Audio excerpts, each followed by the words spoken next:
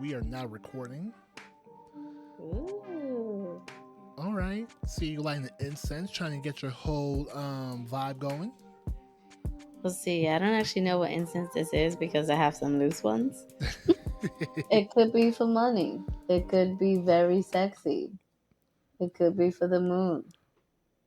Oh, Who knows? whatever. The moon has been beautiful the past few days. Well, It few has. We nights. had a really good full moon. Full moon in Capricorn during the summer solstice, in case anybody wanted to know. Okay, with the woo woo. A lot of transition. It's not going to look nice either. Just FYI. Oh yeah, you're transitioning. My lady's transitioning, and technically by default, because she's transitioning, I'm transitioning. I mean, but you've been transitioning. You have your own goals. I mean, is it a transition or is it a pit stop? Transition.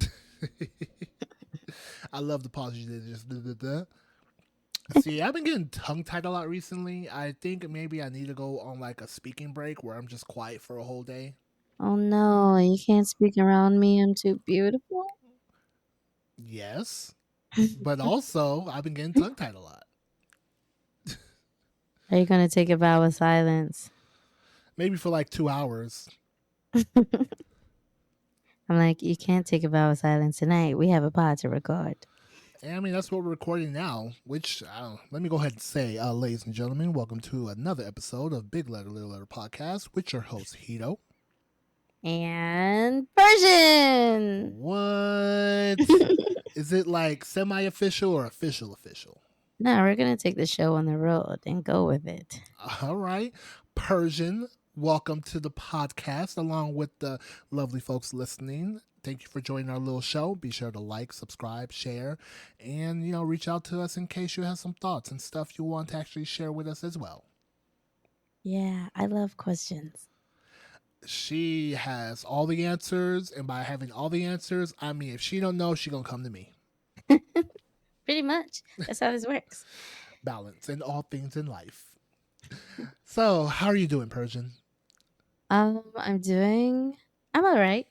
I was off last week, so I got to spend some time on myself, which was much needed and very nice. Okay. I've also been, I don't know, so one would say entertaining, pre-negotiating a new dynamic, which is new for me. So we will get to learn together. Okay. About that. It's been interesting so far. All right. I fucks with it. Because now I would say on my end, I've been doing okay for the most part. Just busy bee. I am surprised that we are actually going 3 for 3 in terms of recording week after week after week. Doing our best. Proud of us. Happy for us. Love that for us. But no, I've just been working, doing a little bit more extra time. Because like as of recent, I agreed to give my partner some reprieve. She is facing some burnout, so I went ahead and decided to take on the load of like just household billing stuff. So living the good old 1970s dream of being the breadwinner, being the one bringing home the bacon, all right, well, bills paid okie by dokie. me. Oh yeah, I am that kind of daddy. You know what I'm saying? Okay, first of all, tone it down. First off, that was toned down. Just as I was about to be like, oh, who's being such a good partner? Then you just had to ruin it. took it too far. Shout out to the moon being in Capricorn. Oh my God. What wicked hell is this? But that no, explains the heat wave all week. Pure torture. But seriously, no. I'm glad I'm just thankful I'm in a position to give her that reprieve because we all need that kind of reprieve in our life. Just sadly, some of us are not in a position to get that. So I'm thankful that I am in a position to help her out. And that's honestly what I've been up to. We've been working on our panel for BlurredCon. Seems like some of the Oh people are excited. One person that actually dropped the comment where it's like, "Crap, it's in the president's room. Fuck, it's gonna be a packed house." And I'm like, you know what? Stroke that ego a little bit. Even my though, gosh, that making me nervous. don't worry, I'll do the heavy lifting, and then you can just smooth on and keep looking pretty. And then All drop right, that if you say knowledge, so. cause you a smart kitty. Okay, okay. But it'd be my first time like in the crowd and also like talking in front of people. But I mean, you're gonna do fine. Like even I wouldn't say I was nervous. It was just more like I wasn't nervous to talk. I was just more nervous of the turnout. Like I was like, who's gonna show up? Like I've never done this before. Like who wants to come hear me talk? And then the fact that there were some people after the fact that are like, oh my god, it was so great. Like appreciate this. Da, da, da. I was like, all right, that felt good. That felt like, whew, all right. Like it wasn't even like an ego stroke. It was more like a like like you did your best. Someone gives you a pat on the back, say good job. Like thank you. I get it. That's kind of how I feel whenever I go guardian for an event and then like you go back to an event and people remembered you. And I'm like, oh my God, they're like, you were so helpful. Thank you. And I'm like, oh my God, wow. Not gonna lie, I thought she was gonna say, "Oh yeah, it's just like after you do something." He says, "Good girl." Watch your mouth. All right, but now besides that, yeah, playing the BlurCon panel, working. Honestly, the week since we recorded our last episode with Miss Kiki, I really haven't Mhm. been doing too much. My partner is interested in learning how to vlog, so once we Ooh. have time and our household situation gets resolved, I'll be showing her how to like use vloggers and explain like impact and all that because it was something that she's interested in, and it seems like she wants to get into her switch bag. Which, all right, I'm gonna help you out. One day you're flogging, next day you are successfully flirting with another girl. Like kudos to I her. volunteered. Well, all right then. Anything kinky going on with you this weekly? Kinky. No, unfortunately, I missed um, a session on how to make a delicious breakfast for your dom. We always talk about in my service bag, and one of the things you can do is to make a good meal and to start the day off right. So hopefully, I can catch the next two. We're doing lunch and we're doing dinner. But I saw pictures, and damn, did it look good. I was like, ooh, I wish I was there. I wish I even had the ingredients to make it. I'm like, send me the recipes, send me everything I need to know. So hopefully I'll catch the next one. All right, just learn how to make smoothies for me because you already see I'm trying to get into my like slightly healthier bag, Yeah, your nutrition smoothies are wise. disgusting. Say what? Your smoothies are gross. Mine? Yeah. What do you mean?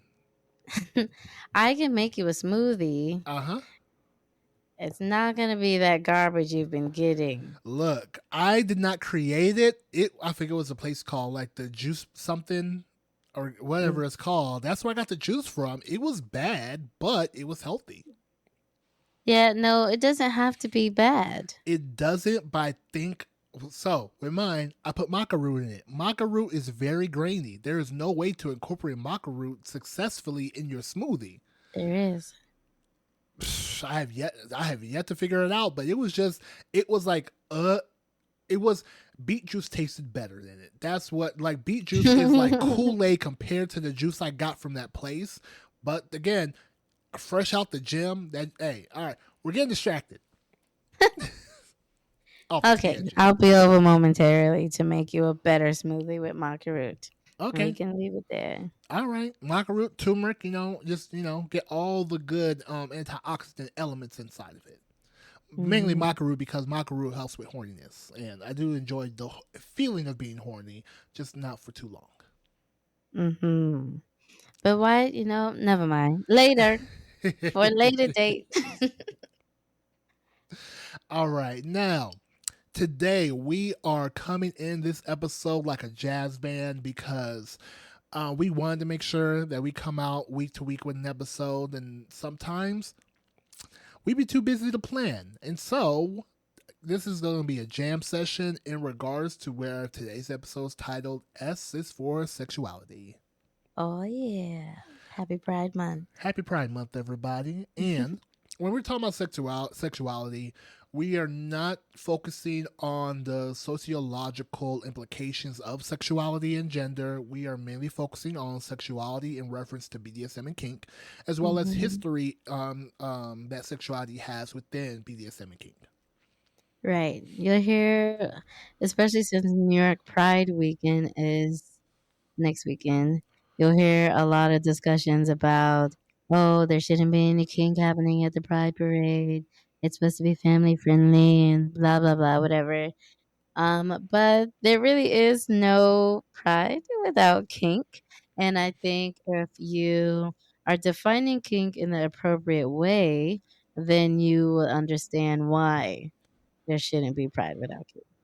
Of course. And to top it off, I already told someone. I told people in my other podcast, like I am no longer sex the slut shaming individuals who are consenting adults. Like the whole idea, like within, you'll see a lot within the E&M community. You'll have people being protective, like, oh, it's not about sex, it's about love and community and blah blah blah blah blah. Sure.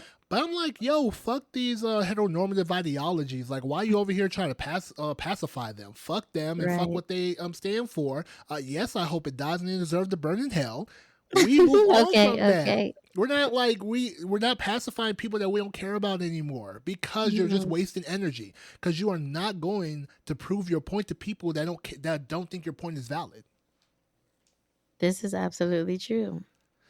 But So, also, I do understand you don't want, a dick whipped out in the middle of a parade when there's like a 5-year old watching saying, hey, daddy, look, I have one of those. So I can get certain concerns in regards to what you expose, but yes. take the shaming out of it. Like, just simply keep it to what it is and not try to make individuals feel bad for wanting to Mhm. also incorporate kink along with their pride.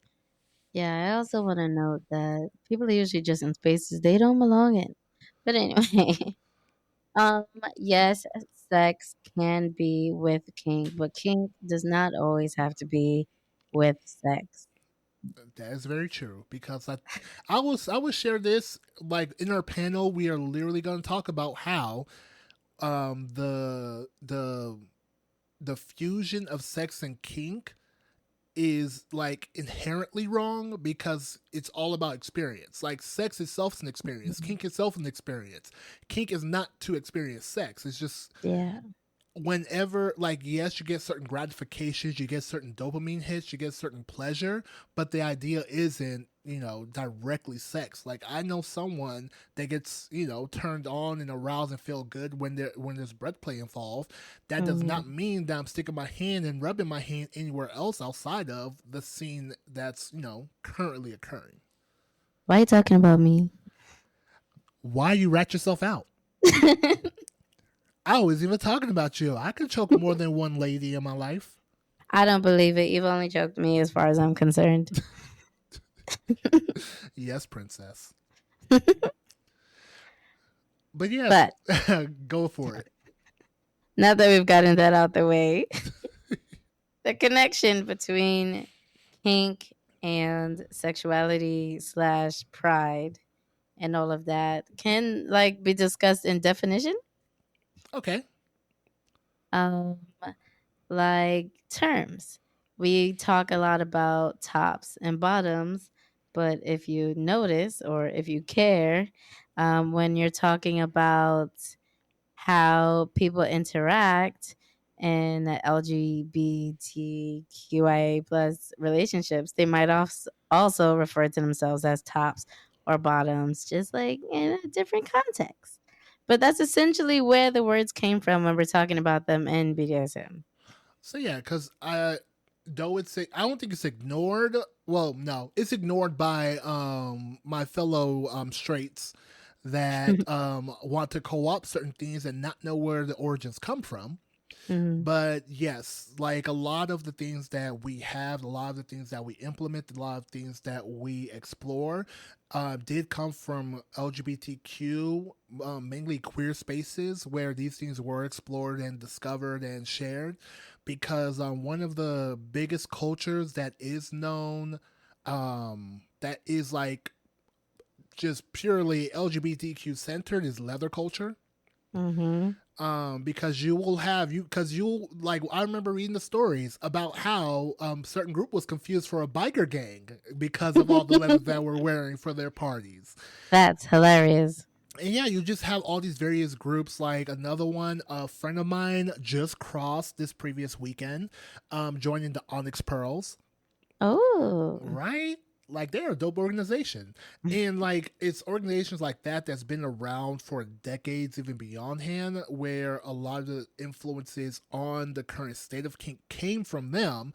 It just so happens that, certain folks tend to profit a bit more off their work without paying homage to where things originate from.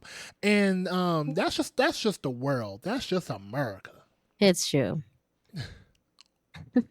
You can't get away from it. But we're here to teach you the real or what we know of it so far. You can do your own research post haste.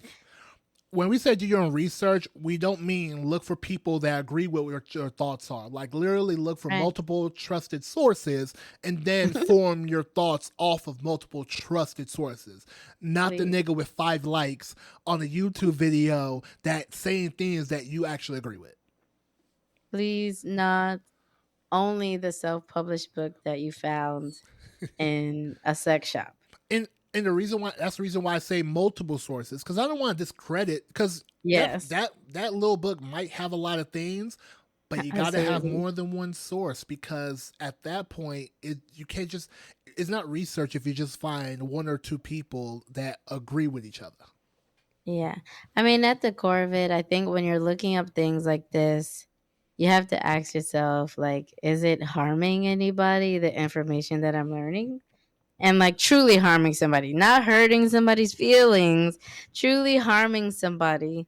And then you can pretty much get a good idea of whether that's good information or not. So yes, as you said, you want to make sure when you do your research, look into this, try to learn a little bit more. And that's mainly because you want to kind of be respectful of the past of where these things came from, where they originated, learn why things are the way they are. Because, for example, when I looked into knife play, again, I was a wee lad in the kink world. I don't mean like young. I mean like literally my mid 20s when I was like learning certain things. And then I saw the knife thing, and I'm like, why people care about knife. And then when you look into it and kind of dig in, you do your research and you kind of learn what are the various sensations that are gained from said exposure to Oh, whatever yeah. scene that is. And so the same thing does apply when you kind of learn about sexuality and kink, because is there a certain level of titillation that occurs during a scene? Yes, of course. We're human. We Mhm. have brains. We have like the endorphins, the dopamine, the serotonin, whatever fancy words for these hormones. I Those forget. are the words There we from a go. professional cuddler. Okay. But yes, those feelings do arise from it. But just because those feelings arise from it doesn't mean that sex is to occur or anything to that effect. It's just about that experience sensation based on the scene alone. Now, if you two, the two people in the scenes are that level of connected, or if the two people in the scene negotiated that as a part of the terms, go ahead, whip it out, have some sexual fun as long as it's safe and consensual. But in general, the two do not go hand in hand. It's more like a baton pass where one can lead to the other.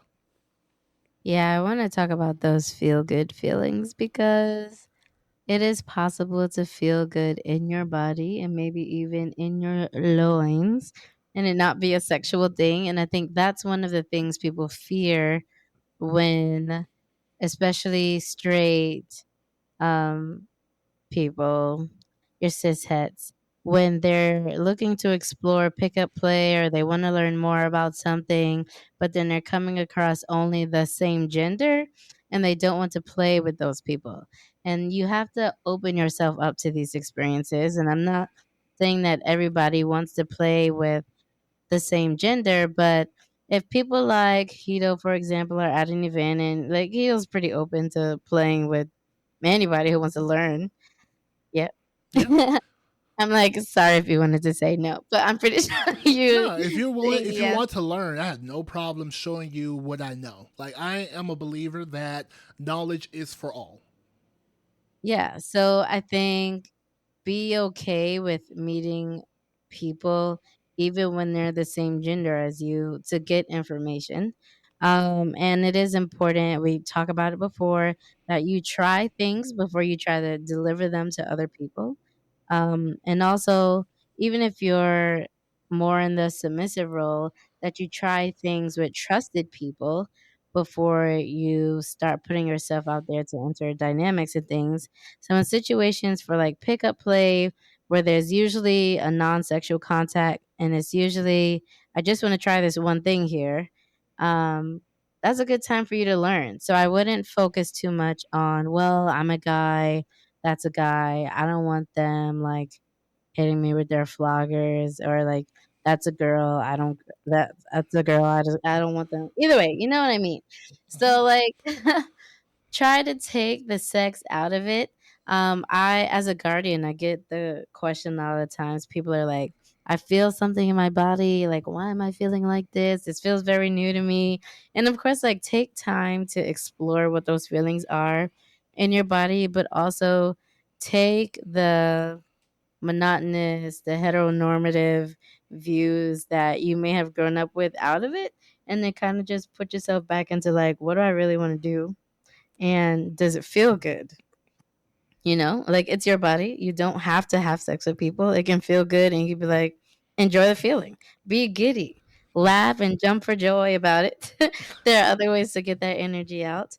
But I want you to be open to trying experiences and releasing some of those heteronormative values that you may have grown up with when you're entering into kink spaces. See, that honestly is a great sentiment to share because it's one thing if you can like hey, it goes hand in hand for you personally, sure, but you kind of got to be mindful that there may be certain repercussions or consequences with moving in that kind of way. Because if Mhm. people see you move in that kind of way as you're trying to establish yourself in that space, you may get some unsavory tags tied to you as far Mm. as how you move in the space. Because, like, in for me, when I'm doing like these various kinky things, I am focused on the kink. Now, do I interact with fellow penile wielders for like scenes that I generally just do for enjoyment? No. I'm gonna go more than likely with a vulva owner, whether queer, non-binary, or cis. Like that's generally the lane I go to when I go play. On the educational space, anyone, everyone. I have no problem with it because if we're learning, then we're learning. Yeah. Let's go ahead and just have like fun learning these cool things that I know and I'm gonna pass on to you. So because my idea is if you learn how to kink safely, then we could all have a lot more like safe fun and we don't end up on like the 5 o'clock news about how at a That play party someone lost an eye. Like, yeah, that's just would be honestly nice. but that's how I personally move. But then also you want to avoid people that use their kink as a way to get you into bed Yes, because absolutely. that leans on the side for me personally as coercion where it's like it's I have no problem with quid pro quo because again, society, the world, sure, but it feels a little bit deceitful if you are like getting them hot and bothered, and then you try to like finagle into some sexual favors that were not negotiated prior. That's a red flag. Yeah, 'cause I'm like, that's not cool because now they're gonna think that, oh, is this what every person at tops does? Is that what every dominant does? Is that what blah blah? Like, you gotta Mm-hmm. have a certain level of consistency there. So you can't let your sexual preference lead you to make poor decisions. It sadly seems like it's a lot more of my fellow testy toters that want to push these Testing sodas boundaries. is crazy. Like, hey, I read the news and it's always I always hear the rumors about, hey, yeah, this guy did this guy did that, and I'm like, yo, niggas, like, can y'all chill? Yeah, I mean, it's important to vet events and the people you want to play with all the time, as much as you can. Honestly, I know sometimes when you're just getting started, it's like, well, how do I vet this person if I don't even follow a single kink account?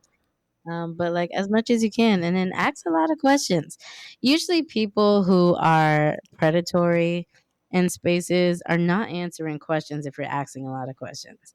I could go up to a lot of people and be like, "Oh, what's your name? How long have you been doing kink? What are you into? What do you have? How do you use that?"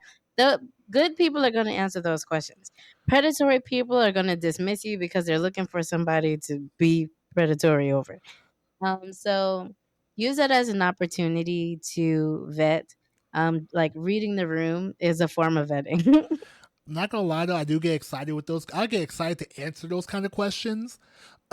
Just make sure you ask those questions not in the middle of scenes. Yeah, please, not in the middle of a scene. That's not nice. That's rude. And I guess also because, like you're saying, like playing with multiple people, there's also the level of I play with people that I may not find aesthetically pleasing, Mm, and I still enjoy those scenes because I am more into the scene and that person's reactions, not just simply the looks of a person, the shape of a person, or blah blah blah. Because yeah. I live in a world of reality where I do understand and they understand and I understand for myself. I'm like, you know what? I look good enough. Am I saying I'm Denzel? No, I am not. But I feel like I look pretty good. And thus, the way, society does it is, you got your pretty privilege and blah, blah, blah of like Mhm. how the aesthetics of a person can either push them above or below whoever. I personally don't care to do that in my kink. Like, if you come to me, hey, I want to experience this, bet how you want to experience. Like, I'm not Mm. even worried about aesthetics in that matter because I don't put sex on the same side as like with my kink. Now, have I gotten hard from doing an impact scene before? Have I gotten hard from doing wax scenes? Yes, I have. But that is more about internal arousal of what's going on versus, oh yeah, we should be fucking right now. Like, no, like two Yeah. separate things. I mean, it's pretty like when we do cuddle events, the whole premise is that we're exploring what physical touch feels like when it's non sexual. Because all of those feelings are going to come up. I guarantee you that if you got your body on somebody else's body, something is becoming erect, okay? Whatever on your body that erects, it may become erect. Either And you erect can, or tightened, because them nipples, like. or tighten, and listen, erect, because the way my nipples are erected, anyway. Anyway, but like knowing that this happens, but you don't have to act on it is the most important thing. But also about that, read the room on the event that you're going to. Because there are events that say like play parties, and I'll tell you right now, for everybody out there, if it says play party, it probably is kink and sex. But there are events out there that say, what are they called? Like appetizers or like kink teasers. Those type of events are specifically made for you to try something out in a non-sexual way. You might see like tables there with people who have stuff, and they're specifically there to talk to you about like what this is, how do you do it, would you like to try it. So I think if look for what you're looking for. Does that make sense? Yeah, that definitely makes sense. Well, of course it makes sense to me because I've done it before. But on top of that, honestly, in regards, to, especially with Sexuality and Kink. I've noticed it more. It's possible that I've noticed it more because my circle has grown to a degree where you do have kink events that are specific to whether you're gay, whether you're lesbian, whether you're queer. Like these are safe spaces created for these individuals to explore kink because a lot of these events, especially the money grabby ones, are Mhm. now, they're trying to pull in the heterosexual audience because, of course, you know, they have the numbers. Like it's a lot more people that are straight than not. And so that's how that's why you always see these money events bring up, oh, here's this guy spanking this lady, and here's this lady walking on this man. But you rarely see these spaces outside of like during Pride Month, like Folsom, where you'll see actual gay kinksters be gay kinksters with one another. Mhm. And there are even events like in New York, Susia started this event. Shout out to Maj because she's the one that came up with the idea of just Yeah. having an all ladies night at Susia. And Lucy FM. that one night is now become a monthly event because of how popular it was. In Maj's play party, she doesn't discriminate. She will let gay couples be gay couples and come in. Did I have was I part of a mini orgy while two men were getting in next to me? Hell yeah. And guess what we did? We gave a high five because of the what we were doing. Like, good shit, bro. So like these spaces are very curated. They're gonna be hard to find because of how precious you gotta like protect these spaces. That shows you my straight ass was allowed in these situations. So I'm definitely gonna take extra care because it's kind of like the white guy that gets allowed in the cookout. You think he's letting all his cousins and uncles know about that he was at the cookout? Hell no, because he don't want them like, ooh, I want to see. Nah, ain't for you. you don't, you don't know the Tamiya dance. I can't bring you. Not you can. That's hilarious. I'm amused at how I feel like I want to say going to spaces can be different for us. I mean, they're already different because, like, I'm a sexy lady and you're a handsome man. But Girl, don't try to gas I'm me up. also, like, very queer. Um, I'm very queer, but I've also had the privilege of finding spaces pretty quickly. And it could be location. It could be that I've already established myself with a lot of kinksters, so they help lead me to spaces that feel good in my queerness, as opposed to like Hedo, who is not queer, but a pretty good ally. I have been called queer adjacent. All right, to be fair, so I've been called queer adjacent primarily because everything I do goes against heteronormativity. But I like what I like in the sense, but the thing is, what I like typically are femme presenting non binary people, um, cis hetero women, queer women. So yeah, because like one of my biggest crushes, and they know this, non-binary, and they present both as mask as well as femme on any given day. Still love them to death, but that's not something you say as you're straight. But that's why I'm like, yeah, I'm just like I'm straight because in like conscious level of if they saw me and them, they'll be thinking, oh, that's a guy and that's a lady. But like me, I know who they are, and I don't really. Yeah, that's why I'm like, okay, I'll accept queer Jason when I was like when that was given to me, especially because I get Okay. along better sexually, spiritually, conversationally with queer women than I do with cis hetero women. Like my partner of 4.5 years now, Mhm. she's queer. Jam, she's queer. Like Mhm. everyone that I like and they like me, queer as fuck. At a minimum, bi, but queer as fuck. I get that. I don't know. It's just because you're such a nice man. I'm a nice chocolate man.